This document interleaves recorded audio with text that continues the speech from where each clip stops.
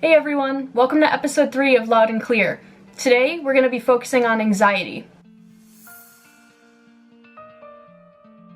As I'm sure you already know, there is so much to unpack when explaining anxiety. In my opinion, it's important to distinguish fear versus anxiety, because fear, how I see it, is more of a present thing. So, say there's a bus in the street and you're crossing and it's about to hit you. Well, you most likely feel fear. However, anxiety is something that has to do with more of the future, things that are anticipated. So, things like, I'm nervous, I might not get the grade that I want in my test next week. These are really important things to consider. At one point or another, all of us experience fear or anxiety, but not all of us meet diagnostic criteria for an anxiety disorder. This is including but not limited to things like generalized anxiety disorder, specific phobia, social anxiety, separation anxiety, selective mutism, agoraphobia, or even substance-induced anxiety. There are so many different categories of the disorder alone, not to even mention anxiety itself. Unfortunately, every mental health disorder that exists has a negative connotation attached to it. Anxiety is often associated with fear, and fear is often associated with weakness, and weakness is associated with not being strong, which doesn't make sense to me because in order to get strong, you have to be able to embrace your weakness, but that's something that we'll get into later.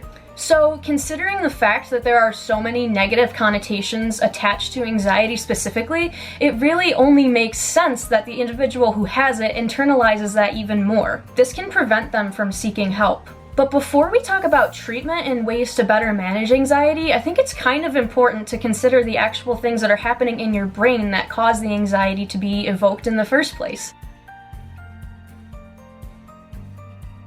In psychology, there has always been the debate of nature versus nurture. With anxiety, both of them come into play.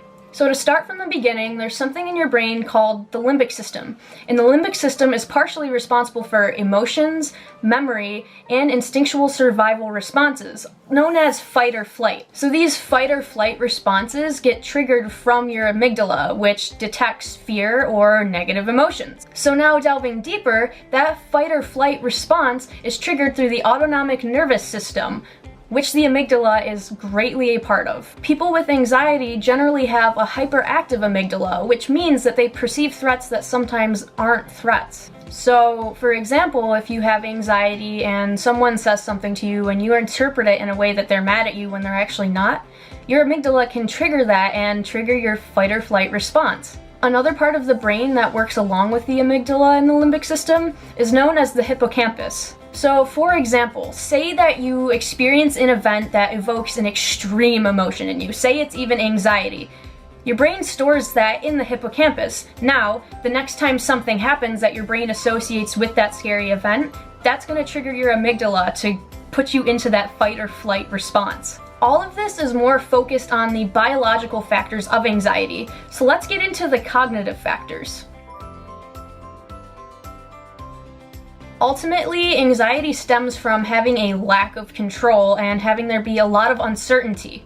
It's a disorder that highly is involved with internalization. With the focus being on anxiety, I want you guys to think of internalization as your thoughts being kept inside, internalized. With anxiety, it's very common for there to be ruminating thoughts, which really have to do with the repetitive circling of negative emotions, and they just keep circling and circling. For a lot of people, these thoughts just go quicker and quicker. When you have rapid thoughts with anxiety, it only makes sense that you're going to have negative emotions come along with that. So specifically with anxiety, if you have spiraling thoughts that are some positive and some negative, but they're going so fast, that means that more thoughts are coming in than normal. Now, it's really hard if someone doesn't really understand what anxiety is, because in people that do have it, you often will see that they come off as more withdrawn or really energetic even, or avoiding or dissociated. It's really confusing if you have no idea what the disorder is or what it looks like, or if you have no conceptualization of it. People with anxiety often experience physical symptoms, so things like sitting down and not being able to keep your legs still, or having shaky hands and tremors. I mentioned before how anxiety heavily has to do with internalization, and another disorder that heavily has to do with internalization is depression.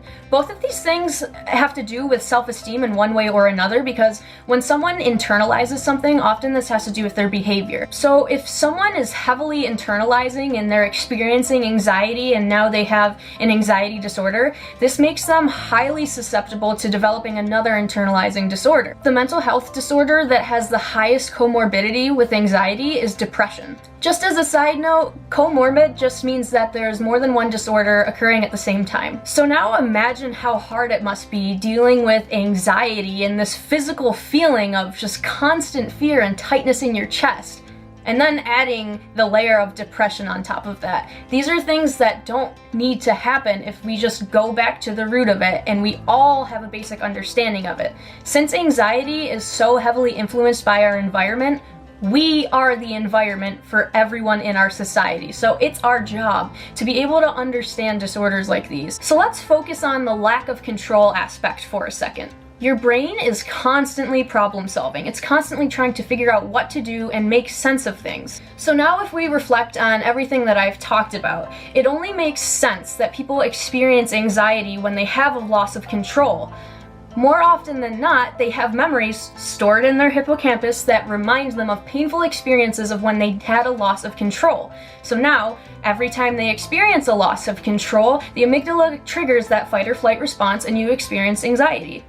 This seems really overwhelming. So let's ease the sense of overwhelming information and talk about how to manage levels of anxiety. In my opinion and in my experience with generalized anxiety disorder, I have found that radical acceptance, something that's practiced in DBT, is something that has helped my anxiety so much. Oftentimes when we experience an emotion that is uncomfortable, we want to get rid of it right away. I mean, it only makes sense. You don't want to feel something that feels uncomfortable and doesn't feel good. With anxiety, you can't just rid it. You can't just throw it away. And if you try to, and even if it works in the moment, it is going to come back and it's not going to alleviate anything. Being able to accept things when you're anxious helps a lot. For example, there's two different routes that I always take whenever I'm anxious and it gets overwhelming. The first is thinking about the situation. So I think, is this in my control? That's the first component. If it's not in my control, accept it, because I didn't cause this. I have no control in fixing this, but what I can control is how I respond to it. And number two, if it is something that happened because of something you did, accept that, because it's not going to help ruminating on something that has already happened. You can't go back in the past. What you can do in the present is evaluate past actions and how they affected you, and if they affect you in a negative way or in a way that you don't want, take the present moment and then apply that when you're in the future. So, for example, say that I have a meeting and I decide to shower late when I wake up in the morning and I get in the car and there's a ton of traffic and now I'm going to be late to my meeting. Now I have to evaluate, why am I anxious? Well, I woke up late and took a shower. That's on me. Accept it. Say I didn't take a shower late and traffic was just backed up. That's something out of my control that I also just need to accept. Once you accept, you allow for yourself to feel the anxiety completely. The more and more you accept these feelings, the more your body kind of becomes desensitized to it. In a way, this kind of reminds me of exposure therapy treatment with people who have PTSD, where they are constantly exposed to their trauma over and over and over again, and then the brain eventually isn't afraid of it in the way that it once was. This can also be applied to anxiety. If you are in these situations that evoke anxiety, accept it. Now, it's really easy for me to just be sitting here and say, oh yeah, accept it, and then it's easy. This is not an overnight thing, and that's something that I want to acknowledge because I know that. This is something that has to be taken in little steps at a time.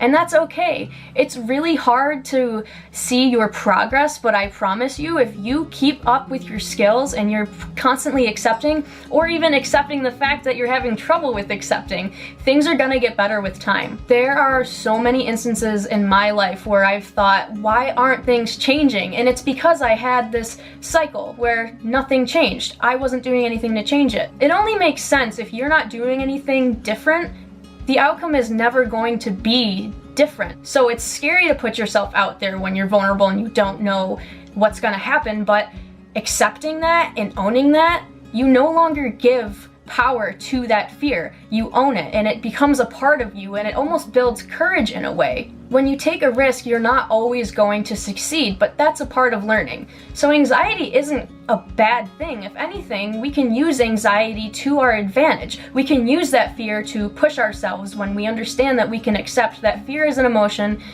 and it's amongst all other emotions, which are completely valid. If we disengage and we don't allow ourselves to feel our emotions, we're never going to be able to feel them in the way that they're meant to be felt. So with that, I think it's pretty clear that I highly recommend practicing ways to accept how you're feeling. But with that, there's also other techniques that I've used to help cope with my anxiety. A skill that a friend taught me a few years ago is called square breathing, and it's helped me a lot. Think about a square for a second. We're gonna go all the way back to when you first learned shapes. All right, so I'll give you a number, we'll say 4. 4 seconds. You breathe in for 4 seconds, you hold it for 4, exhale for 4, hold it for 4, repeat, just like a square. And this has helped me a lot, and when I do it, I actually picture the square being drawn as I'm breathing, and it helps a lot just to focus on something and not think about my anxiety. Another technique that's helped me a lot is something called grounding. So that focuses on your senses: touch, sight, hearing, feeling, tasting. So if you're feeling anxious sometimes, or you're somewhere where you can't get out and you can't take a walk, you can't put your headphones in, you can't do your normal coping skills, if you sit and you think, okay, there's a table in front of me, I feel the table, I feel my feet on the ground, I smell the fresh air, I smell cooking, I can taste the water that I'm drinking and wish that I could add flavor to it. If you think about examples for all of your senses, it's making you come back to your body, you're being more mindful, and along with that, processing and accepting your anxiety in a way that doesn't evoke it. If you're able to process your mindfulness skills and you're able to do stuff like square breathing or grounding, this is going to help a lot. These two in conjunction ultimately work best together, kind of like how therapy and medication works best with some disorders. Another thing to remember is that your thoughts are not always fact. When you have a thought and it's spiraling and spiraling and you internalize it as a fact, that's only gonna create more anxiety. So try to remind yourself, with being mindful too, that a thought you have is not always fact. And that goes along with your friends or people that you trust. Unfortunately, sometimes some of the things that they say aren't always 100% true. So it's really important to consider your source. Understanding how your anxiety is triggered down to the biopsychology really helps a lot, because you understand why your brain is perceiving threats. You get to the root of it, and when you get to the root of it, the cause becomes so less severe. Dealing with anxiety does not focus on pushing it away and not acknowledging it. If anything, it's the opposite. I encourage you all to start practicing accepting any adverse or unwanted emotion that you feel. I promise you, with time, things will get better. Stay tuned for our episode next week. I'm really excited about it, and this guy is too, I think.